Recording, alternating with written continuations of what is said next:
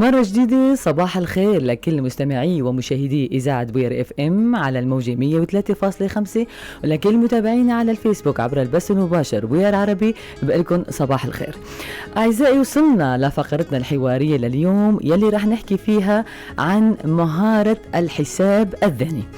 الحساب الذهني هو عبارة عن مفهوم ظهر حديثا في المنطقة، لكنه علم قديم ظهر قبل 1400 عام، يهدف إلى تنمية قدرات ومهارات التعلم وتطوير القدرة الدماغية لدى الأطفال. ويعد الحساب الذهني أداة وأسلوب للتدريب، حيث تزيد هذه الأداة الذكاء والنبوغ لدى الأطفال في مراحل العمر المبكرة.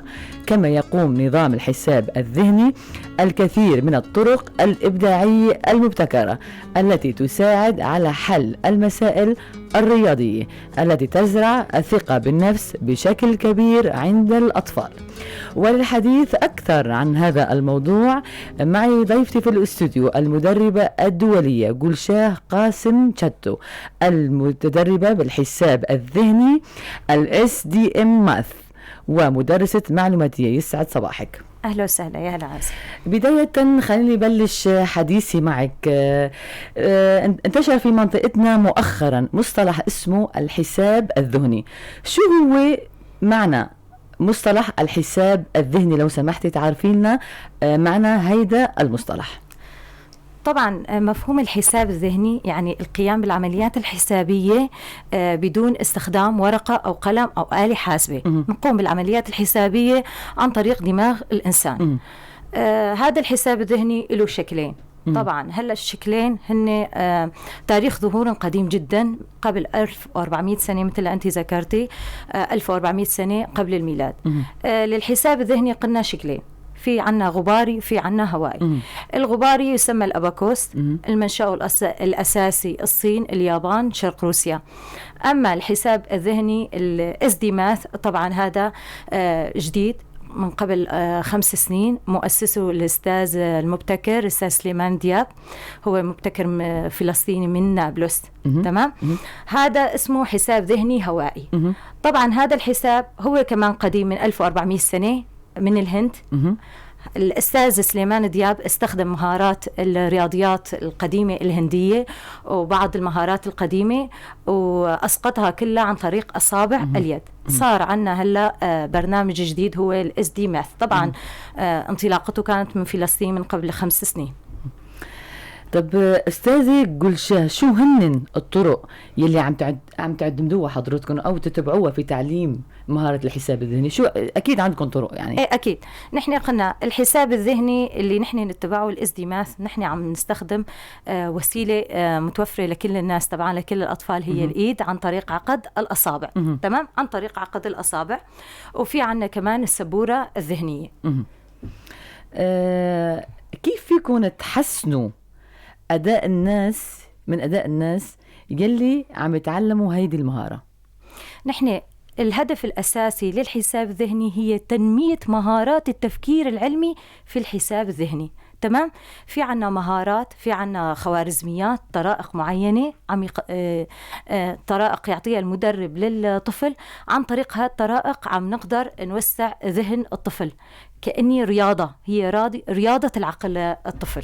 يعني قصدك لازم الطفل يكون أساسا شاطر شوي أو عنده المام بالحسابات؟ لا ولا؟ لا لا أبدا. هلا نحن لو نجي يعني نمثلها على الشكل الواقع، إنه مثلا عنا ثقل ونجيب 4-5 أشخاص ونقول نشيلوا الثقل. في عالم رأسا في أشخاص رأسا يشيل الثقل. تمام. وفي بعض الأشخاص يشوفوا صعوبة إنه هذا جسم ثقيل. طيب هالحالة إيش عم يعمل المدرب حمل الأثقال؟ مو عم يعطي تدريبات؟ أكيد. إيه. ولا هالشخص يوم عن يوم يقدر يشيل أوزان أثقل. نحن كمان بهالمجال عنا مهارات وعنا استراتيجيات. عن طريق هالاستراتيجيات عم نخلي ذهن الطفل يتقبل لكل المعلومات ويقدر يقوم بعمليات حسابية مذهلة.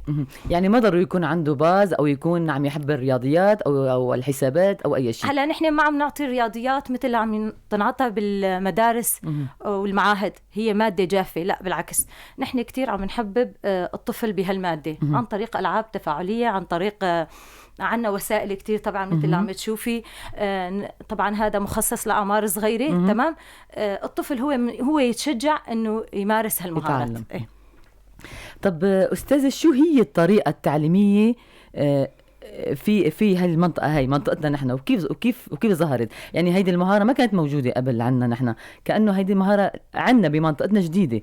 شو هي الطريقة التعليمية بالمنطقة يلي أنتم عم تتبعوها؟ مزبوط. هلا نحن تقريبا بالشام أو مناطق الثانية، مناطق الوطن العربي والعالم بشكل عام، مثل قلنا الحساب الذهني الأباكوس كان موجود بشكل بسيط. تمام. حتى بمنطقتنا في معهدين فقط بشكل بسيط. طبعا هن يعتمدوا على المعداد، هذا المعداد. اوكي.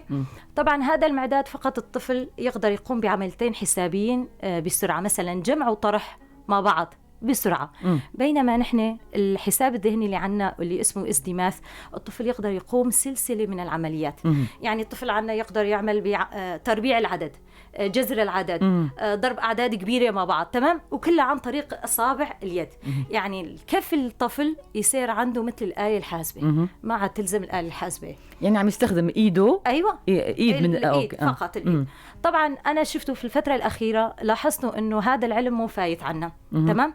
في بالمناطق الأخرى إلا نحن. مزبوط. إيه، تواصلت وأخذت التدريب وصرت مدربة دولية، وحبيت أجيب هالعلم لمنطقتنا. اتبعت دورات وصرت مدربة دولية، وأخذت وكالة حصرية من المبتكر نفسه أستاذ سليمان دياب. الصراحة بنحيي نضالك، يعني الله يسلمك، يعني مهمتك صعبة. إيه. أستاذة، بدي أسألك، الأساتذة أو المعلمون يعني يلي عم يدربوا المتدربين تمام بهاي المراكز على هيدي المهارة، كيف عم بيتم تأهيلهم؟ يعني أنت مثلا إذا عم تدرسي بهاي المهارة، كيف عم يتم أنتوا تدريبكم؟ هلا انا اتدربت. تمام. عند المبتكر اتدربنا، وطبعا كان لي مدرب اخر هو المهندس رامي فويتي، واتدربته عند الاستاذ سليمان ذياب. تمام.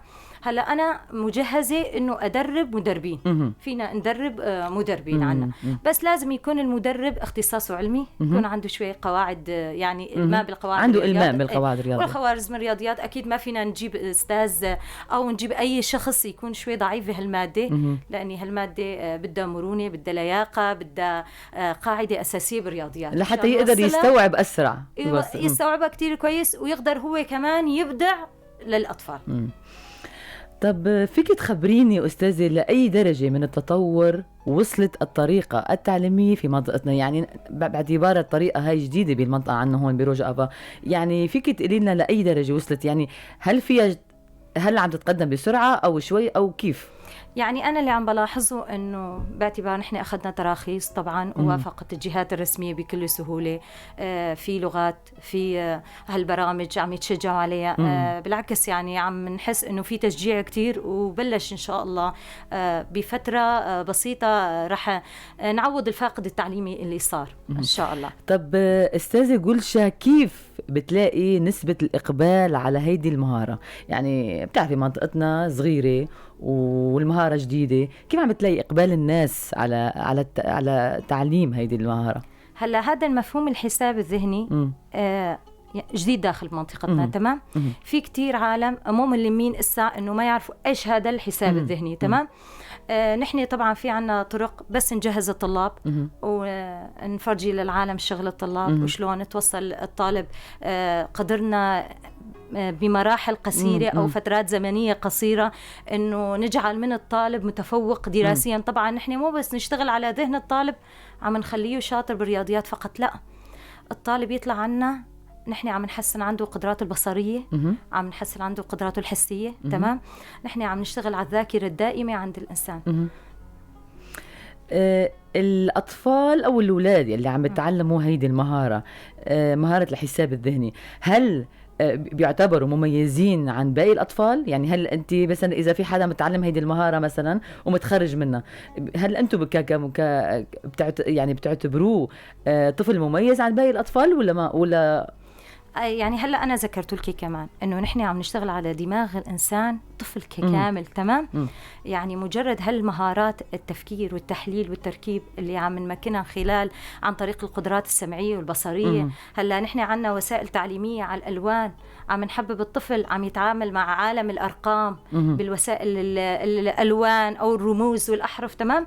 الطفل صار عنده ذهن واسع، يعني صار يتحسن حتى بكل المجالات. اجباري الطفل اللي يتبع عنا هالدورات مو مثل الطفل العادي. يعني رح يكون، يعني انتم بتعتبروه طفل مميز عن غيره. اكيد يكون اقوى حتى بسرعه الحفظ، سرعه البديهه، قوه الانتباه، بهالمراحل كلها الطفل يتميز فيها.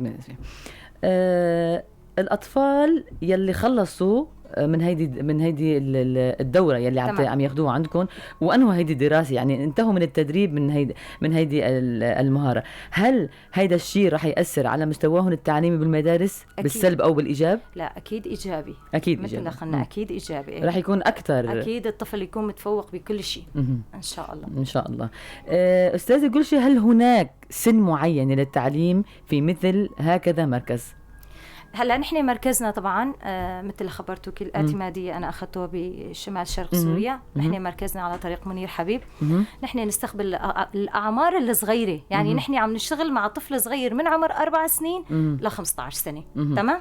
يعني هالاعمار كلها معنا. حتى المبتكر البرنامج عم يتعامل مع اطفال ذوي الاحتياجات الخاصه. يعني في اطفال عندهم اعاقات بسيطه، مثلا توحد، طيف توحد، لهم برامج خاصه فيهم بالحساب الذهني. طبعا هاي تساعد من تخفيف نسبة التوحد لديهم.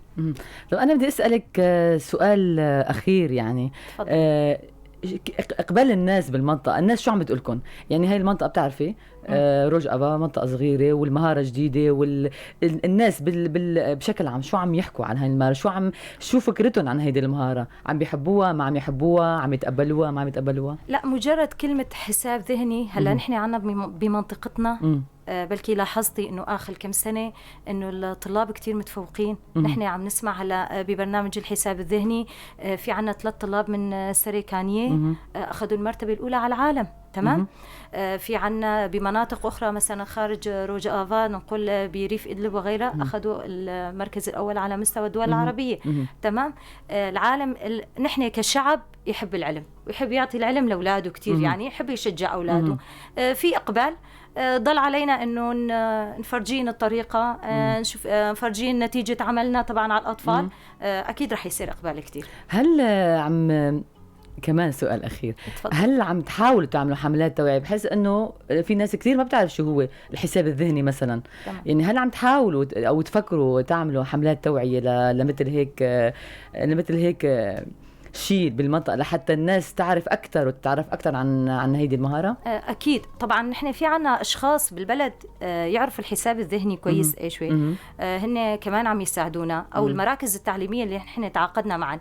طبعا هاي المراكز التعليمية لأنسي فلك، تمام، كيتس هوم، وعندها معهد أفيستا، هي قامت بحملة إعلانية كويسة طبعا للبرنامج الحساب الذهني.